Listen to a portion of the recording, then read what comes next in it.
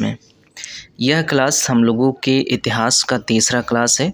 जो प्राचीन भारत के इतिहास हम लोग पढ़ रहे हैं उसका तीसरा क्लास है। इसमें हम लोग इतिहास के विभाजन को समझेंगे कि इतिहास का विभाजन किन किन आधारों पर किस प्रकार से किया गया है। तो सबसे पहले हम ये देखते हैं कि इतिहास का विभाजन जो है वो किस लिए होता है। तो इतिहास का विभाजन अध्ययन की सुविधा के दृष्टिकोण से किया जाता है, ताकि इतना लंबा इतिहास, लाखों वर्षों का इतिहास हमें पढ़ने में आसानी हो, हम आराम से इसे पढ़ सके, समझ सकें। इस कारण इतिहास को कई कालखंडों में बांटा जाता है और एक एक कालखंडों का अध्ययन किया जाता है। जैसे हम लोग प्राचीन भारत का इतिहास पढ़ रहे हैं, अगर इतिहास के कालखंड का विभाजन नहीं हुआ होता तो हम लोग सिर्फ इतिहास पढ़ते और स्टार्टिंग से पढ़ना शुरू करते मानव की उत्पत्ति से। इसलिए इतिहास के कालखंडों का विभाजन करने के साथ साथ उसके उपखंडों का भी विभाजन हुआ है। जैसे कि हम लोग अगर प्राचीन इतिहास, मध्यकालीन इतिहास और आधुनिक इतिहास है तो उसमें से प्राचीन इतिहास में भी उसको भी कई खंडों में बांटा गया है। उसको जैसे हम लोग लेशन में पढ़ते हैं, प्रागैतिहासिक काल, सिंधु घाटी की सभ्यता, ऐसे ऐसे करके बांटा गया है। उसके बाद भी उपखंडों को भी और उपखंडों में बांटा गया है। जैसे प्रागैतिहासिक काल को हमें पढ़ना है तो उसमें पाषाण काल के पढ़ते हैं और पाषाण काल के अंतर्गत हम लोग पढ़ते हैं पूरा पाषाण काल, मध्य पाषाण काल और नव पाषाण काल। ऐसे ऐसे करके हम लोग इतिहास का अध्ययन करते हैं। तो इस प्रकार से जो वो विभाजन होता है इतिहास के कालखंडों का, ऐसे उसके अध्ययन की सुविधा के दृष्टिकोण से होता है। तो हम लोग यहाँ पे जो इतिहास का विभाजन पढ़ेंगे बहुत ज़्यादा गहराई तक नहीं जाएंगे। जैसे गहराई तक कहने का सेंस ये है कि हम लोग अगर प्राचीन भारत के इतिहास देख रहे हैं, विभाजन 3 प्रकार का होता है, प्राचीन भारत, मध्यकालीन भारत और आधुनिक भारत। तो उसमें हम लोग ऐसे इतना अंदर नहीं जाएंगे कि अब प्राचीन भारत को लेके उसको जितने लेसन्स है उसी में उतने में विभाजित कर दें, फिर उसमें से पहले को उठाएं, फिर उसमें उपखंडों को, जैसे कि पहले को उठाएंगे प्रागैतिहासिक काल, तो उसमें हम लोग पाषाण काल को 3 भागों में बांटेंगे। फिर जो पहला है पूरा पाषाण काल, उसको भी 3 भागों में बांट देंगे तो निम्न पूरा पाषाण काल मिलेगा, और मध्य पूरा पाषाण काल और उच्च पूरा पाषाण काल। तो इस तरह का विभाजन हम लोग यहाँ पे नहीं देखेंगे, ऊपर ऊपर से हम लोग विभाजन देखते हुए चलेंगे और बाकी सारी चीज़ें तो हम लोग जब कोई भी टॉपिक शुरू करेंगे तो वहाँ पे देख लिया करेंगे। तो सबसे पहले हम यहाँ पे देखिए आप कि इतिहास का जो विभाजन है, यहाँ पे अध्ययन की सुविधा के दृष्टिकोण से विभिन्न आधार पर इतिहास के विभिन्न भागों में बांटने का प्रयास किया गया है। तो अध्ययन की सुविधा के दृष्टिकोण से विभिन्न आधारों पे जो अलग अलग विभाजन किया गया है वो अलग अलग आधार लिया गया है कि इस आधार पर इतिहास के इतने भाग होंगे, अब ये भाग होंगे। तो विभिन्न आधार भी लिया गया है इतिहास के विभाजन में। तो जेम्स मिल के अनुसार इतिहास का विभाजन जो किया गया है वो धार्मिक आधार पर किया गया है। किसके आधार पे किया गया है? वो किया गया है धार्मिक आधार पे, क्योंकि उनका जो ये एक दरअसल ये जो जेम्स मिल है साम्राज्यवादी इतिहासकार थे। किस प्रकार के इतिहासकार थे? ये साम्राज्यवादी इतिहासकार थे। ये साम्राज्यवादी इतिहासकार क्या होते हैं? ऐसे इतिहासकार होते हैं जो उपनिवेशवाद को या साम्राज्यवाद को प्रोत्साहित करते हैं अपने इतिहास लेखन के माध्यम से। वो इतिहास में ऐसी चीज़ों को ज़्यादा हाईलाइट करते हैं जिससे कि उनका उपनिवेशवाद या साम्राज्यवाद को सही ठहराया जा सके। जिन जिन तथ्यों से, जिन जिन शब्दों से, जिन जिन वाक्यांशों से उपनिवेशवाद को या साम्राज्यवाद को सही ठहराया जा सकता है, उन वाक्यांशों, उन शब्दों, उन स्टेटमेंट्स को ये लोग ज़्यादा हाईलाइट करते हैं। और जिस स्टेटमेंट से या जिस घटना से, इतिहास में कुछ घटनाएं हुई हैं, तो जिस घटना से साम्राज्यवाद या उपनिवेशवाद को नीचे दिखाया जाए वैसे घटनाओं को ये लोग छुपा देते हैं। इस तरह से इतिहास का लेखन करते हैं साम्राज्यवादी इतिहासकार। तो चूँकि ये इंग्लैंड के थे, इनका पूरे विश्व में इनका साम्राज्य विस्तार था, हर जगह इनका उपनिवेश था, अधिकतर जगह इनका उपनिवेश था। तो इसलिए ये लोग उपनिवेश को गलत ठहरा नहीं सकते, क्योंकि इनका उपनिवेश है हर जगह। तो ये लोग अपने आप को गलत साबित नहीं कर सकते, क्योंकि उपनिवेश को गलत ठहराएंगे या साम्राज्यवाद को ये लोग गलत ठहराने का प्रयास करेंगे तो दरअसल ये अपने आप को गलत ठहरा रहे होंगे। तो इसलिए ये लोग इतिहास लेखन में ऐसा प्रयास करते हैं कि उपनिवेशवाद को सही ठहराया जा सके। तो दरअसल जब इन्होंने इतिहास के कालखंड का विभाजन किया तो दो कालखंड, जो प्रारंभिक के दो कालखंड हैं, इनको धर्म के आधार पे विभाजित किया। जैसे हिंदू काल, प्रारंभ में हमारे यहाँ भारत देश में हिंदू थे, हिंदुओं का शासन था, तो इसलिए इन्होंने हिंदू काल कह दिया। उसके बाद मुस्लिमों का शासन हुआ, तो इसलिए मध्यकाल को इसने मतलब इन्होंने मुस्लिम काल की संज्ञा दे दी। उसके बाद जो जिस समय ये लोग यहाँ पर थे उसे आधुनिक काल इसने कहा। इसे ईसाई काल भी कह सकता था, कहीं कहीं आपको पुस्तकों में ईसाई काल भी देखने को मिलेगा, लेकिन इसको ये स्पष्ट रूप से ईसाई काल कह सकता था, क्योंकि बाकी के प्रारंभिक दो कालों को इन्होंने धार्मिक आधार पर विभाजन किया था, हिंदू काल और मुस्लिम काल। लेकिन जिस काल में इन्होंने भारत में ये भारत में थे, ये लोग मतलब इंग्लैंड के लोग या ब्रिटिशर्स जो भारत में थे जिस काल में, उस काल को इन्होंने आधुनिक काल कहा। इनके कहने का ये तात्पर्य था कि हम लोगों के आने से भारत में आधुनिकता आई है, भारत में आधुनिकता हम लोगों के आने से आई है।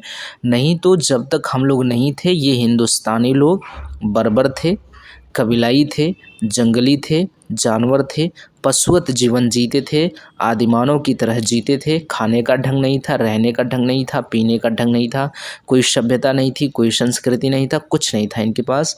हमारे आने से भारत में आधुनिकता आई है।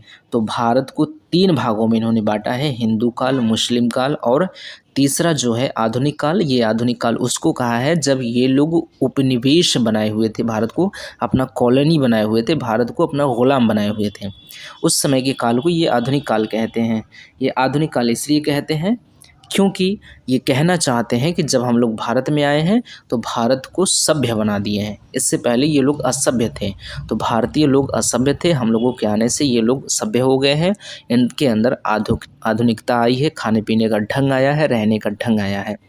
तो ये बताने की कोशिश करते हैं। ठीक, तो ये था इनके जेम्स मिल के अनुसार। याद रखिएगा, जेम्स मिल एक साम्राज्यवादी इतिहासकार थे। तो अब आगे हम लोग देखते हैं क्या है। आगे है लिपि के आधार पे, लिपि के आधार पे या फिर प्राप्त साक्ष्यों के आधार पे। इसको यहाँ पे करते हैं, यहाँ से कुछ नहीं छुप रहा है, सब चीज़ दिख रहा है। तो लिपि या प्राप्त साक्ष्यों के आधार पे इतिहास का विभाजन होता है तीन भागों में। पहला भाग जो है वो है प्रागैतिहासिक काल।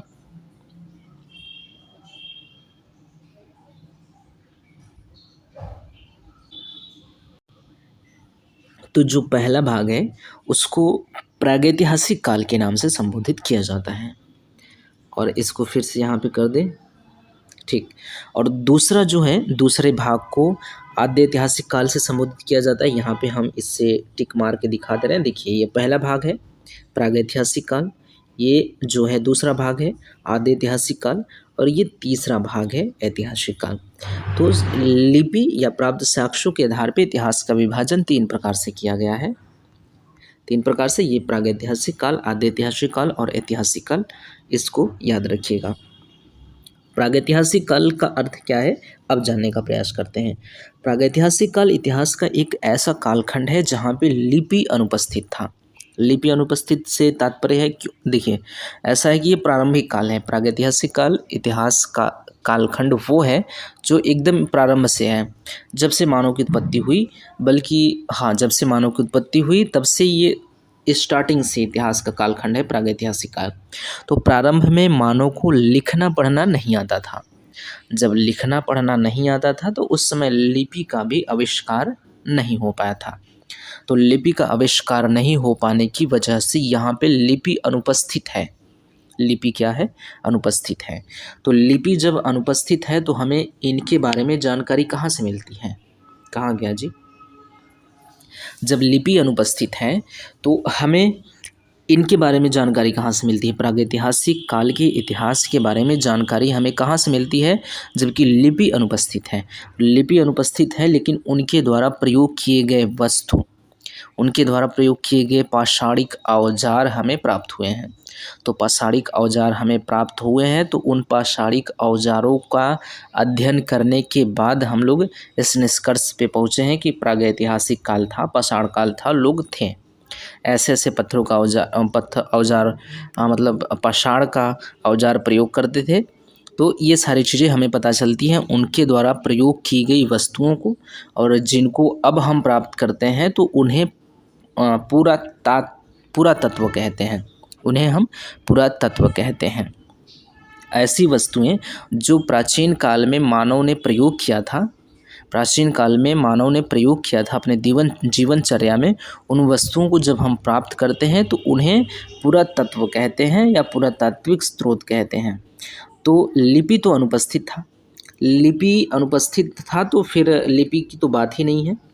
यहाँ पे हमें इनके बारे में जो जानकारी मिलती है, जानकारी का स्रोत है पुरातात्विक स्रोत। इनके द्वारा प्रयोग किए गए पाषाणिक उपकरण ही मुख्य स्रोत है इनके बारे में जानने का। दूसरा जो कालखंड है वो आद्य ऐतिहासिक काल है। आद्य ऐतिहासिक काल में क्या हुआ कि मनुष्य लिखना पढ़ना तो जान गया, लेकिन इतना प्रारंभिक काल में मनुष्य लिखना पढ़ना जान गया था, उसने लिपि भी लिखा, उनकी अपनी लिपि का भी आविष्कार हो गया। लेकिन क्या है, लिपि का आविष्कार हो गया तो लिपि उपस्थित तो थी, पूरा तत्व तो उपस्थित रहेगा ही रहेगा, क्योंकि मनुष्य हर काल में वस्तु, जैसे अभी हम लोग, जैसे हमारे पास टेबल है, कुर्सी है, घर है और बाकी सारी चीज़ें, पुस्तकें हैं, तो हम लोगों की सभ्यता अगर दब जाती है, जब 10-20 हज़ार साल बाद फिर से मनुष्य का उदय होता है, और जब वो मनुष्य खुदाई करेंगे और हम लोगों की चीज़ों को पाएंगे, ये सब चीज़ों को, तो ये पुरातत्व की श्रेणी में रहेंगे। ये सारी चीज़ें जो टेबल्स वगैरह हैं हम लोगों के आसपास, ये पुरातत्व के श्रेणी में आएंगे। तो पुरातत्व तो हमेशा ही रहेगा, क्योंकि मनुष्य जब है दुनिया में तो किसी न किसी चीज़ का प्रयोग तो करेगा ही करेगा, तो वो पुरातत्व है। तो आद्य ऐतिहासिक काल में भी पुरातत्व तो रहेगा ही रहेगा, मनुष्य द्वारा प्रयोग की गई सामान तो रहेंगी ही रहेंगी।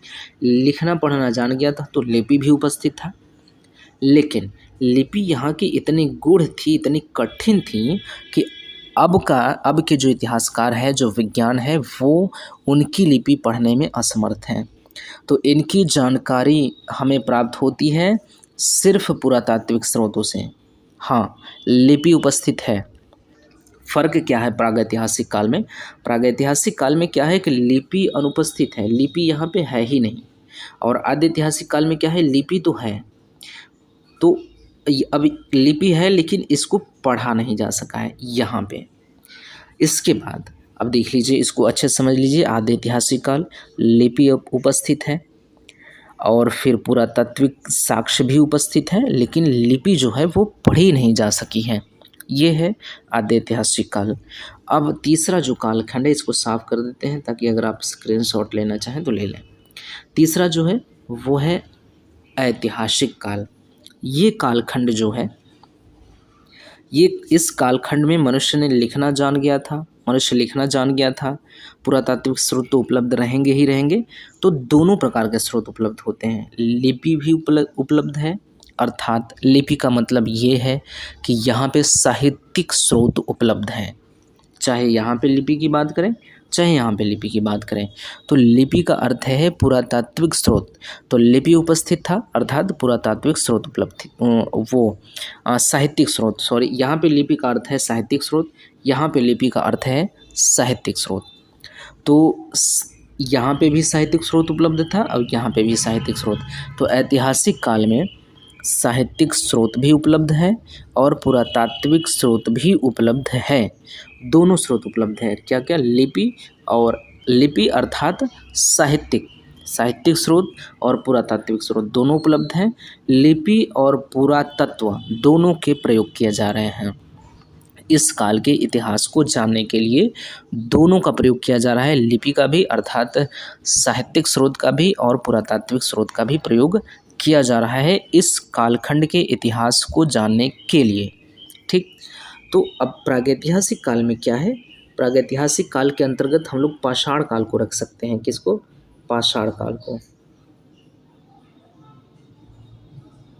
प्रागैतिहासिक काल में हम लोग पाषाण काल को रख सकते हैं यहाँ पे, क्योंकि पाषाण काल एक ऐसा कालखंड है जहाँ से हमें लिपि का ज्ञान नहीं होता है, हमें लिपि के प्रमाण नहीं मिलते हैं, हमें मिलता है सिर्फ पुरातात्विक स्रोत।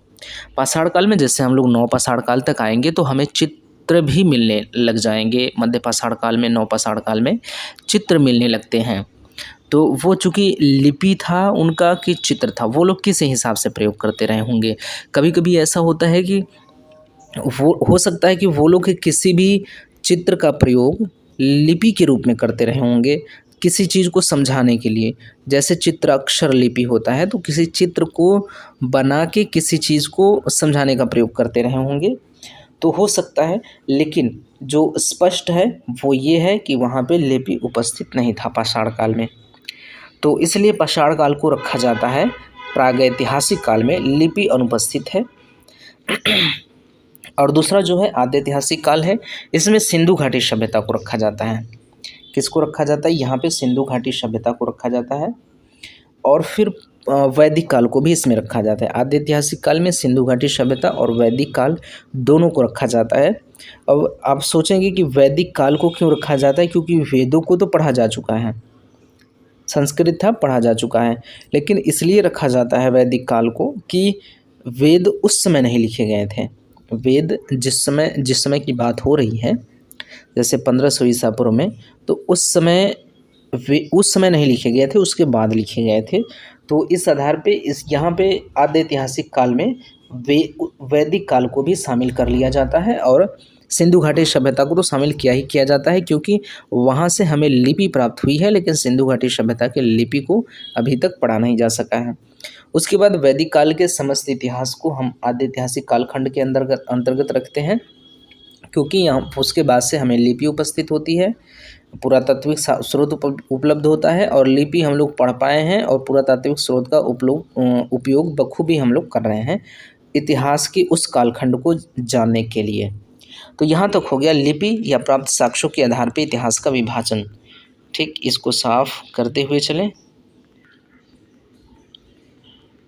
ठीक, अब क्या है, आगे देखते हैं। आगे जो है वो क्या है, मनुष्य के द्वारा प्रयोग की गई धातु के आधार पे इतिहास का विभाजन। इस प्रकार से भी इतिहास का विभाजन आपको देखने को मिलेगा। मनुष्य के द्वारा प्रयोग की गई धातु का, सबसे पहले मनुष्य ने किस धातु का प्रयोग किया, किस चीज़ का प्रयोग किया, तो वो पत्थर का, इसलिए प्रारंभिक काल को पाषाण काल कहा गया। ठीक, का क्या कहा गया? पाषाण काल। जो मध्य में कुछ टाइम बाद आते आते क्या हुआ, सिंधु घाटी सभ्यता तक आते आते, उससे या थोड़ा सा पहले तक आते आते तांबे की खोज हो गई थी, तो उस हिसाब से भारत में ताम्रकाल आ गया था। उसके बाद वैदिक काल के अंत तक या उत्तर वैदिक काल के प्रारंभ तक 900 ईसा पूर्व के आसपास हमें अतरंजी खेड़ा से लोहे के साक्ष्य प्राप्त होते हैं। तो उस समय के बाद से हम देख सकते हैं कि लौह काल का प्रारंभ हो जाता है, और आज तक के काल को अगर उस हिसाब से देखें तो लौह काल, और आज तक तो ढेर सारे धातुओं का प्रयोग होने लगा है, तो लौह काल मात्र नहीं कह सकते हैं, क्योंकि उस समय तक, जिस समय तक ये इतिहास के कालखंड का विभाजन हो रहा था, तो बहुत ढेर सारा विज्ञान या केमिस्ट्री जो है, रसायन विज्ञान बहुत विकसित नहीं हो पाया था। तो इसलिए 3 प्रकार के ये प्रमुख धातु थे, क्योंकि मनुष्य के जीवन में ये जो 3 धातु थे, ये तीनों प्रकार से प्रयोग करते, मतलब ये जो धातु थे जैसे पाषाण काल, तो ये मनुष्य रोज जीवनचर्या में अपने प्रयोग करता था, दैनिक जीवनचर्या में प्रयोग करता था, खाने के लिए प्रयोग करता था, अपने सुरक्षा के लिए प्रयोग करता था। ताम्रकाल में भी इसी तरह से। फिर उसके बाद लोहे का खोज हुआ, तो इन सब चीज़ों से क्या हुआ, मनुष्य के जीवन में एक क्रांति देखने को मिली। तो इसलिए इसको एक अलग नज़रिए से देखा गया है कि पत्थर का प्रयोग, तांबे का प्रयोग और लौह का प्रयोग, तो इसको एक कालखंड के रूप में विभाजित कर दिया गया है। वर्तमान में तो ढेर सारे धातु हैं, लेकिन ज़मीनी स्तर पे वो धातु मनुष्य के जीवन को क्रांतिकारी परिवर्तन नहीं प्रदान कर पाए हैं। तो इसलिए और वैसे भी उस समय क्या हुआ था कि इन्हीं सब धातुओं का प्रयोग हो रहा था बढ़ चढ़ के आमतौर पे। तो इस प्रकार से मनुष्य के द्वारा प्रयोग की गई धातु के आधार पर इतिहास का विभाजन 3 प्रकार से होता है। पाषाण काल है, क्या है? पाषाण काल है, ताम्रकाल है और लौह काल है। ठीक है, तो यहाँ तक की बातें हमारी कंप्लीट हो गई। क्या हुआ, हम जान गए कि हमें क्या पढ़ना है पहली क्लास में। दूसरी क्लास में हम लोगों ने जान लिया कि इतिहास क्या है, इतिहास की परिभाषा जान लिया, इतिहास की उपयोगिता जान ली है। तीसरी क्लास में हम लोगों ने इतिहास के कालखंडों का विभाजन जान लिया है। अब क्या करेंगे, अब हम लोग निम्न पूरा पाषाण काल से अपने इतिहास का जो प्राचीन इतिहास की जो यात्रा है वो शुरू करने वाले हैं। तो अभी तक यदि आपने हमारे यूट्यूब चैनल को सब्सक्राइब नहीं किया है तो आपसे विनम्र निवेदन है कि हमारे यूट्यूब चैनल को सब्सक्राइब कर लें, ताकि कोई भी वीडियो अपलोड करें तो सबसे पहले आपके पास इसका नोटिफिकेशन पहुंचे और आप इसको देख के अपने प्राचीन इतिहास के ज्ञान में थोड़ा सा इजाफा कर सकें। और दूसरी बात यह है कि अगर हमारे यूट्यूब चैनल को आप सब्सक्राइब कर लेते हैं तो न सिर्फ प्राचीन इतिहास बल्कि आगे आने वाले समय में मध्यकालीन इतिहास, आधुनिक इतिहास के भी वीडियो अपलोड किए जाएंगे, वो भी उसका भी सूचना आप तक पहुंचती रहेगी। और दूसरी बात यह है कि इस समय समानांतर में जिस समय हम प्राचीन इतिहास का प्राचीन भारत का इतिहास अपलोड कर रहे हैं अपने चैनल पे, उस समय एक वीडियो और अपलोड हो रहा है जो कि MCQ है, आधुनिक भारत का इतिहास है। SK पांडे जी की पुस्तक में जितने भी MCQ दिए गए हैं वो सारे के सारे MCQ उत्तर सहित वो AI वीडियो के माध्यम से बना के अपलोड किया जा रहा है। उसका भी नोटिफिकेशन आप तक पहुंचता रहेगा और आप उसको भी देख के एक अपना प्रैक्टिस जो है वो लगातार कर सकेंगे। और दूसरी बात यह है कि 1-2 दिन बाद ही जो राजनीति विज्ञान है, पॉलिटी का भी क्लास इसी तरह से आपको प्राप्त होता रहेगा। तो इसलिए आप हमारे चैनल को सब्सक्राइब कर लें, वीडियोस को लाइक करते चलें, ताकि वीडियो को लाइक करने से यूट्यूब इस वीडियो को और लोगों तक पहुंचाने के लिए प्रेरित करता है। तो ठीक है, अगली क्लास में मिलते हैं हम लोग लेकर के निम्न पूरा पाषाण काल।